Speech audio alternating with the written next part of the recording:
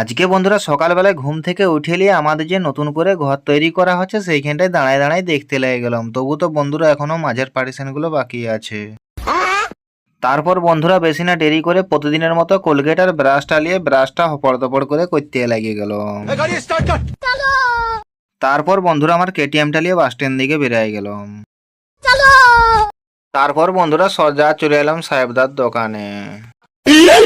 তারপর বন্ধুরা পিন্টুদা দোকানের জন্য লঙ্কা নেবে, তাই সাহেবদা লঙ্কা দিতে লেগে গেল। তারপর বন্ধুরা বাস স্ট্যান্ড থেকে এসে নিয়ে একটু আলিশ লাগছিল, তাই বিছানাটার উপরে শুয়ে পড়লাম। তারপর বন্ধুরা দীপক কাকু বুলেট গাড়িটা নিয়ে ভটভট করে চলে এলো। তারপর বন্ধুরা দীপক কাকুকে জিজ্ঞাসা করে আমি মাঝের পার্টিশন গুলো একাই নিজেই করতে লেগে গেলাম। তারপর বন্ধুরা যতদিন থেকে আমাদের নতুন ঘরের কাজ আরম্ভ হয়েছে, যে কাজগুলো আমি নিজের থেকে জানি সেগুলো আমি একা একাই করে নিচ্ছি। তো বন্ধুরা তোমরা সবাই আশীর্বাদ করো ঘরটা যেন আমার তাড়াতাড়ি হয়ে যায় কোনো অসুবিধা ছাড়াই।